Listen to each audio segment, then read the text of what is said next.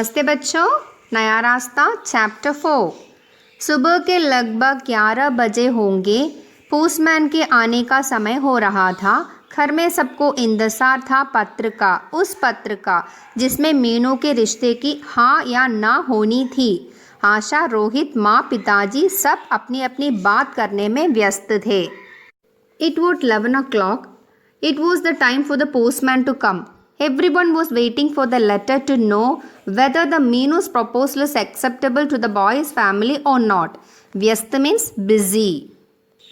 माताजी को इस बात का शक था कि शायद उन्हें रिश्ता मंजूर नहीं है, इसलिए उन्होंने पत्र नहीं लिखा। पिताजी कहते, अरे भाई, यहाँ से पहुँचने पर घर में सलाह करेंगे और फिर पत्र लिखेंगे, फिर डाक भी तो गड़बड़ हो जाती है। Mother suspected that they might not have accepted the proposal, so they had not written the letter. Father said they have to discuss the matter at home and then only will write the letter. गड़बड़, jumble और अव्यवस्था, डाक, post. Meenu अपने कमरे में बैठी सबकी बातें सुन रही थी। उसके हृदय की धड़कन तीव्र होती जा रही थी। उसे अतीत की स्मृति हो आई। पहले भी कई बार देखकर उसे नापसंद कर दिया गया था। उसे इतनी घबराहट तब भी नहीं होती थी जब उसका परीक्षा फल निकला था, पर आज यह घबराहट कैसे? Meenu was listening everything. Her heart was beating faster. She was thinking about her past. She was disliked by many boys who had come to see her earlier.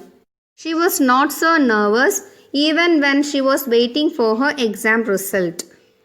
वो स्वयं ही नहीं समझ पा रही थी कि उसे क्या हो गया है। तभी पोस्टमैन की आवाज़ सुनाई दी।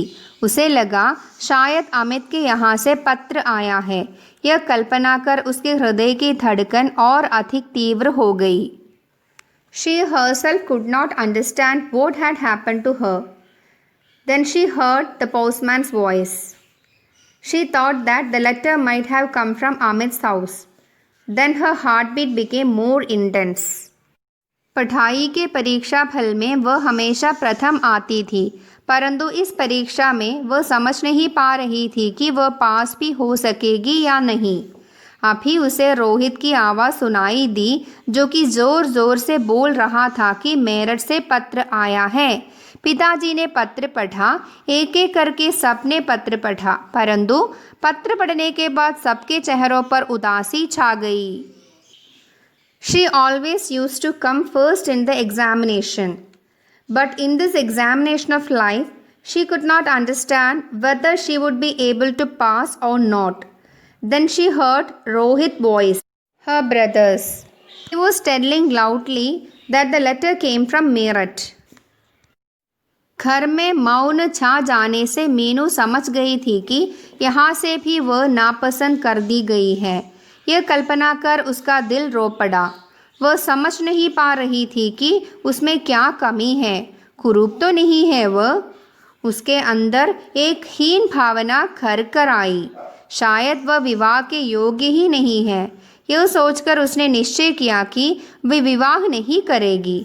एक ठंडी सी आह भरकर वह तकिए में मुंह छिपाकर लेट गई। After father reading the letter, everyone else read the letter one by one. But after reading the letter, everybody became sad. Due to the silence in the house, Meenu understood that in this case also she was disliked. Thinking about this, her heart wept. She could not understand her defect. She is not ugly. An inferiority complex emerged in Meenu's mind. She thought she was not fit for marriage and decided that she would not get married. She lay down by hiding the face in the pillow. बाहर कमरे में पिताजी व माताजी बातें कर रहे थे। उन्हें यह समझ नहीं आ रहा था कि उन्होंने आशा का हाथ क्यों मांगा। माँ बोली, मैंने उसी दिन आशा से कहा था कि तू अंदर कमरे में नहीं जाना जहाँ लड़के वाले बैठे होंगे, पर उसने कहाँ सुनी। पहुँच गई वहीं पर। कुछ देर रुककर, देख लिया ना तुमने उसका नतीजा, कहकर माँ ने ठंडी आह भरी। पर मीनू की माँ आशा तो अभी छोटी है, इंटर की परीक्षा ही तो दे रही है। फिर जब बड़ी बेटी मीनू घर में बैठी है तो इस तरह हम उसकी शादी नहीं करेंगे। Her mother and father were talking outside the room. They were unable to understand that why did they propose Asha. Mother said, I told Asha the same day that she should not go inside the room where the boy and his family would be sitting. But she did not listen and reached there. Have you seen the result of that? Mother said sadly. But Meenu's mother, Asha, is still small, only she is appearing for the inter exam. And we will not conduct the younger daughter's marriage before the elder daughter. बेचारी मीनू, वो तो वैसे ही उदास रहती है, क्या बीतेगी उसके दिल पर जब वो यह सब सुनेगी। माँ ने परेशान होकर कहा, हमारी बेटी ने क्या कसूर किया है जिसका फल भगवान उसे दे रहा है। पढ़ी लिखी है, एमए पास है, फिर हमेशा ही प्रथम श्रेणी में पास हुई है, और जहाँ तक खूबसूरती की बात है, बहुत सुंदर न सही देखने में अच्छी लगती है। यह कहकर पिताजी कुछ उदास से हो गए। Poor Meenu, she is already very sad. What will she feel when she know all these? Mother got upset and said, What is the fault of her daughter that God is punishing her like this? She is educated, MA degree is there, always passed in first class, not very pretty, but looks good. Saying this, father became sad. ये सब बातें मीनू अंदर कमरे में बैठी सुन रही थी। अपने अंदर साहस एकत्र कर वह पलंग से उठ खड़ी हुई। वह दिल ही दिल में निर्णय कर चुकी थी कि वह अब शादी नहीं करेगी। उसके हृदय में अंदर द्वंद्व चल रहा था कि वह जो निर्णय ले रही है वह उचित है कि नहीं। अंत में इसी निर्णय को उचित मानकर वह कमरे से बाहर निकली। Meenu was listening all this. She acquired courage and got up from the bed. She had decided that she would not get married. There was an inner conflict in her mind about the decision she had taken. She thought her decision was right and left the room. पिताजी व माताजी के उदास चेहरों को देखकर उसकी आंखें दुख से बोझल हो गई। वह उनके दुख को पली भांति समझ रही थी। कितनी अभागन थी वह, जिसके कारण उसके माता पिता इतने परेशान थे। मीनू ने अपने अंदर साहस एकत्र किया और पिताजी से बोली, पिताजी आप मेरी चिंता न करें, आशा की शादी वहाँ कर दे। मेरे कारण आप उसकी ज़िंदगी क्यों बर्बाद कर रहे हैं। Seeing the sad faces of father and mother, Meenu became sad. Bochal means bhari, heavy. She understood their sorrow very well. How unfortunate she was to make her parents so upset. Sahas, courage, ekatrit, gathered. Told her father, Father, you please don't bother about me. Let Asha to get married there. Why are you spoiling her life because of me? बेटी, ये सब हमें अच्छा नहीं लगेगा। बेटी, तुम्हारी मनस्थिति को हम भली भांति समझते हैं। मेरी बच्ची, मैं तुम्हारे लिए इससे भी अच्छा वर देखूंगा। यह कहकर पिताजी ने उसे सांत्वना देने का प्रयास किया। पिताजी, आप इतना परेशान न हो, मैं अपनी चिंता अपने आप करूंगी। आप आशा की शादी कर दीजिए, पर इस तरह से बड़ी बहन की शादी न हो और छोटी की कर दे। क्या कहेगा समाज हमें। यही ना कि बड़ी बेटी अभी घर में बैठी है और छोटी की शादी कर दी। पिताजी कुछ तेज स्वर में बोले। Father said, no, we will not like it at all. We understand your mind daughter. I will find a better groom for you. Father tried to console her. We cannot conduct the marriage of younger daughter before the elder. What will the society tell about us? Father said angrily. आप समाज की इतनी चिंता करते हैं? क्या करता है समाज हमारे लिए? ये समाज ही हमें इस तरह की परिस्थिति के लिए विवश करता है। आप समाज की चिंता न करते हुए आशा की शादी कर दीजिए। तभी पास बैठी माँ बोल पड़ी, बेटी, हमारे यहाँ इस तरह का रिवाज नहीं है कि बड़ी बेटी के घर में रहते हुए छोटी की शादी हो। माँ, तुम मेरी शादी की चिंता न करो। मैंने तो निश्चय कर लिया है कि मैं शादी नहीं करूँगी। मैं अपने पाँव पर खड़ी होना चाहती हूँ, जिससे मैं बोझ न बन सकूँ। मीनू भरे कंठ से बोली, you bother so much about the society. What does society do for us? परिस्थिति मीन्स सिचुएशन, विवश करना means to compel. Without worrying about the society, conduct Asha's marriage there. Mother said, we do not have such custom here. Meenu said to mother, you don't worry about my marriage.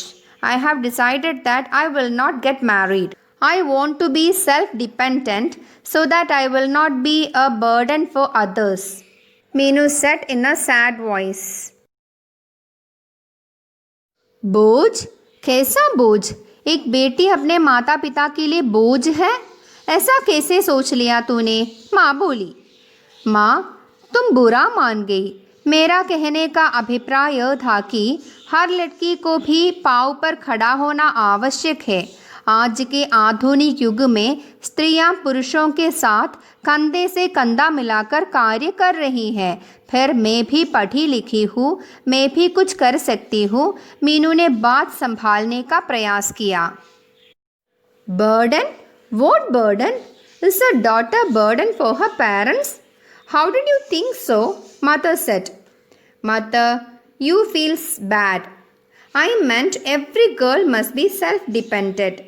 In today's modern era, women are working shoulder to shoulder with men. And I am also educated. I can also do something. Meenu tried to handle the situation. Meenu, पाँव में खड़े होने में तो बुराई नहीं है, परंतु शादी करना आवश्यक है। इतनी लंबी जिंदगी पड़ी है तेरे सामने, फिर हमारी जिंदगी का भी क्या भरोसा है? कौन करेगा दुख सुख में तेरी मदद? अपने पति का और बच्चों का ही तो सहारा होता है, जो वृद्धावस्था में काम आते हैं। Then mother said, it is not bad to be self-dependent, but it is necessary to get married. You have to live a long life. There is no assurance of our lives also. Who will help you? Only husband and children will support you in your old age. पर माँ, अभी मैंने शादी का विचार छोड़ दिया है। आप आशा की शादी की बात चलाए। यह कहकर मीनू अंदर कमरे में चली गई। माँ और पिताजी की कुछ समझ में नहीं आ रहा था कि क्या किया जाए। सिर्फ मीनू के कहने पर आकर आशा की शादी कर दें। I dropped the thought of getting married. You make arrangement for Asha's wedding. Saying this, she went inside the room. Mother and father could not understand what to do. Should they conduct Asha's marriage only because Meenu said like that? अभी वे इसी उलझन में फंसी थे कि इतने में पिताजी के एक मित्र आ पहुँचे। वह उनके घनिष्ठ मित्रों में से थे। सारी बातें ज्ञात होने पर उन्होंने भी यही सलाह दी कि आशा की शादी कर देनी चाहिए। घनिष्ठ मित्र, क्लोज फ्रेंड। सलाह, एडवाइस। यह सब निर्णय लेने के बाद पिताजी ने निश्चय किया कि एक बार मेरठ अमित के पिताजी से मिलकर आना चाहिए। अपने दिल में आशा संजोए आशा का रिश्ता लेकर पिताजी अमित के घर जा पहुँचे। बड़ी उम्मीद थी, क्योंकि आशा से शादी की बात स्वयं उन्होंने पत्र में लिखी थी। Father decided to go to Meerut and meet Amit's father. Father reached Amit's house with Asha's proposal. Ummeed means hope. He had great expectation because Amit's father only proposed Asha for his son. घर में उस समय कोई नहीं था। नौकर ने दरवाज़ा खोला और दयाराम जी को अंदर बैठा लिया। अभी उन्हें बैठे हुए कुछ ही समय हुआ था कि इतने में कोई सज्जन अपनी चमचमाती कार से नीचे उतरे और अंदर प्रवेश किया। यह ज्ञात होने पर कि मायाराम जी कहीं बाहर गए हैं, वे भी वहीं बैठ गए। बातों बातों में पता चला कि वे शहर के बहुत बड़े व्यक्ति धनीमल जी हैं। धनीमल जी ने बताया कि उनकी बेटी सरिता का रिश्ता अमित के साथ पक्का हो गया है। 5 लाख रुपए लगा रहे हैं वे शादी में। यह ज्ञात होने पर मायाराम जी के पांव तले धरती खिसक गई। अब उन्होंने 1 मिनट भी वहां ठहरना उचित नहीं समझा और वहां से उठ खड़े हुए। There was no one in the house at that time. The servant opened the door and told him to sit. Then a gentleman got down from his car and entered inside. Mayaram ji was not at home that time, so he also sat there. By talking with him, Meeru's father understood that he is a rich man of the city. Dhanimal ji said that his daughter Sarita's wedding with Amit is fixed. He is spending 5 lakhs rupees for the marriage. पाव तले धरती खिसक जाना means आधी घबरा जाना, विश्वास न कर पाना या होश उठ जाना। It is an idiom in Hindi. Idiom means मुहावरा।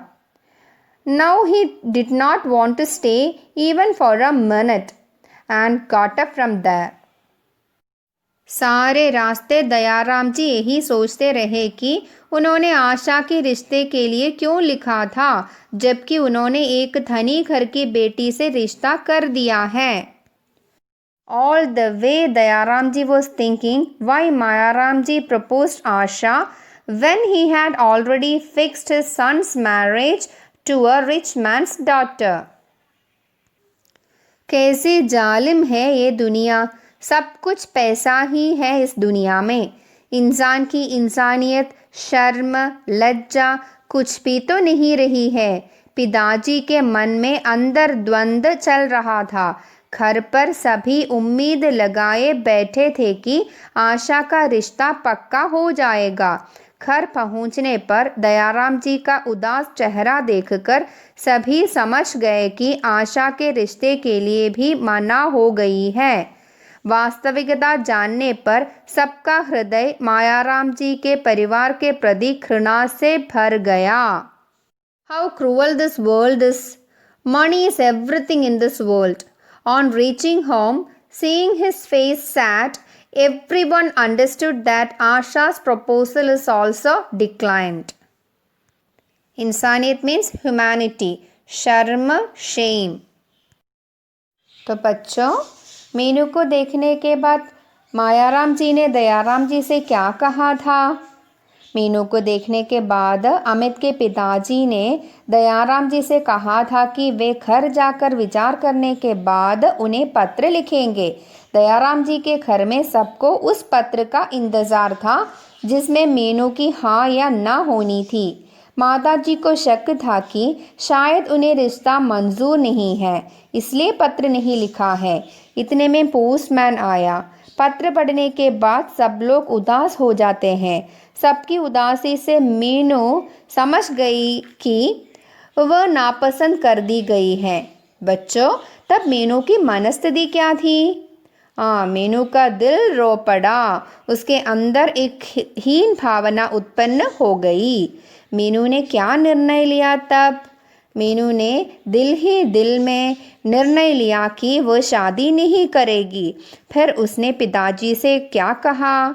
उसने साहस एकत्र करके पिताजी से कहा कि वे उसकी चिंता न करे, उसकी बहन आशा की शादी वही कर दे।